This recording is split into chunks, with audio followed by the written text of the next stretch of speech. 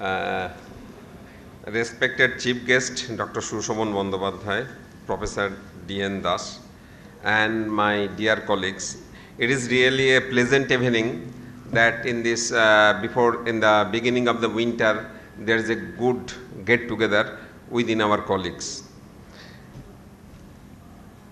So the roadmap, we can see that the chronic inflammatory arthritis, that is rheumatoid and osteoarthritis, we will discuss the pathophysiology, current options and their limitations, and role of a novel anti-inflammatory agent. Now, rheumatoid arthritis, it is basically a systemic disease which is an autoimmune disorder, and it is characterized by the inflammatory polyarthritis of unknown etiology. And inflammatory state also involves the skin, the eyes, lungs, and blood vessels. And it is the fluctuating clinical course of unpredictable prognosis, which is associated with 60% increase in the risk of cardiovascular diseases, which related to death. And it is a complex and multifactorial pathogenesis is there. Now, in the pathophysiology, all of you know that activation of macrophages by antigen presenting cells and T cells, which release the inflammatory cytokines from macrophages, that is tissue necrotic factor alpha and interleukin 1.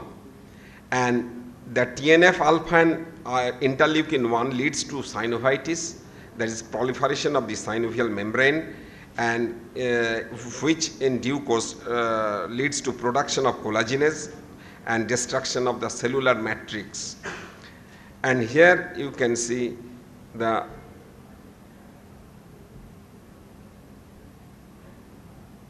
pathogenesis. It is in a video presentation. The pathologic hallmarks of rheumatoid arthritis include inflammation of the joints, particularly the small joints in the hands, wrists, and feet, accompanied by cartilage destruction and bone erosion. Underlying inflammation leads to many of the characteristic signs and symptoms of RA, such as pain and swelling of the joints.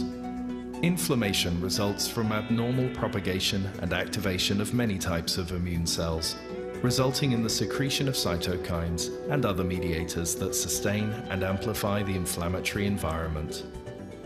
As a key pro-inflammatory cytokine, TNF-alpha, along with other cytokines, activate immune cells, including macrophages, as well as other cells such as synovial fibroblasts. In a key step, activated macrophages and synovial fibroblasts release pro-inflammatory cytokines, including TNF-alpha, IL-1 and IL-6, and mediators of vascular growth, including VEGF. VEGF is essential to the process of blood vessel proliferation, or angiogenesis, which facilitates an influx of activated cells. These cells contribute to the growth of pannus and sustain the inflammatory cycle. The growing, vascularized pannus develops villous projections that result in better access to the cartilage and bone, and therefore greater opportunity for the activated cells to release damaging inflammatory mediators and enzymes. In the interface between pannus and cartilage, activated synovial fibroblasts and macrophages are a source of enzymes that degrade the cartilage matrix. These include MMPs, or matrix metalloproteinases. Thus, activated cells in pannus are key instigators of cartilage destruction. Chondrocytes are the main cellular component of cartilage and normally produce the extracellular matrix. However, in response to stimulation by TNF-alpha, IL-1, and other inflammatory mediators, chondrocytes become activated in the rheumatoid joint. Activated chondrocytes secrete more inflammatory factors and more metalloproteinases, MMPs, which aggravates inflammation and cartilage damage. The cumulative result is irreversible cartilage damage and joint space narrowing. Under normal conditions, bone remodeling involves a tightly regulated balance between bone resorption and bone formation. However, excessive TNF-alpha helps stimulate osteoclastogenesis and bone destruction. In the marrow, TNF-alpha helps stimulate monocyte differentiation into osteoclast precursors. At inflamed joints, in the presence of macrophage colony stimulating factor, TNF-alpha and rank ligand, osteoclast precursors differentiate into mature osteoclasts, resulting in bone resorption. Thus, the direct and indirect effects of the TNF-alpha on osteoclast maturation and activation culminate in focal bone erosions and irreversible joint damage. After the rheumatoid arthritis, osteoarthritis, the pathophysiology is that is same, that tissue necrotic factor alpha and interleukin-1 are the major cytokines involved. And the similar synovitis and articular cartilage damage takes place. And in this pathophysiology of rheumatoid and osteoarthritis, that TNF-alpha and interleukin-1 are the major inflammatory cytokines involved, and the release of these inflammatory cytokines is regulated by nuclear factor kappa B. This is the key factor, nuclear factor kappa B. And this nuclear factor kappa B is a transcription factor present in all cells, and it plays an essential role in the inflammatory and immune responses.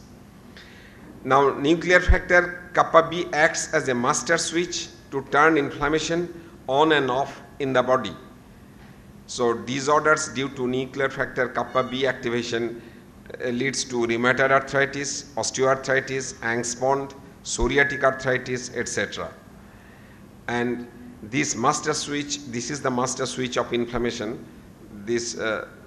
And here the activation of the nuclear factor kappa B takes place.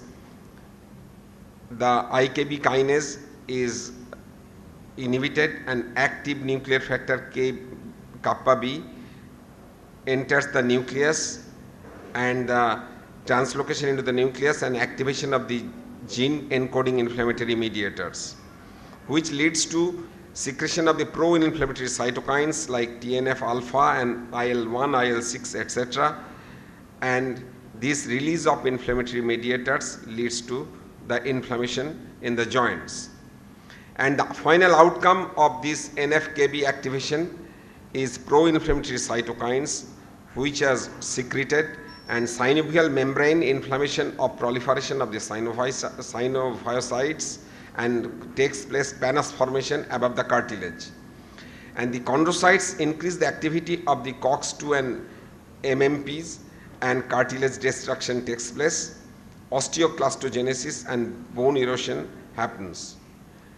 And this nuclear factor kappa B plays a crucial role in inflammation and immune responses through the regulation of the genes encoding pro-inflammatory cytokines and inducible enzymes.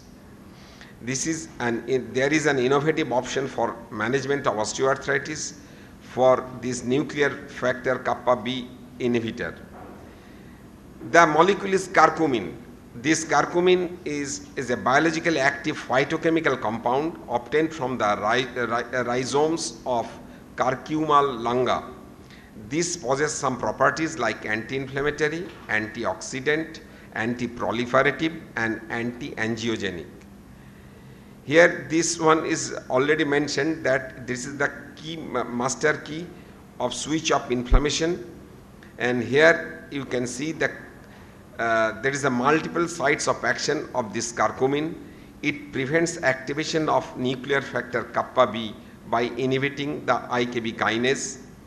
Then it prevents which leads to prevents the translocation into the nucleus, and at the end result, pro-inflammatory cytokines TNF-alpha, interleukin-1, interleukin-6, and the enzymes like COX-2, these are not secreted from the nucleus, and it prevents the release of inflammatory mediators.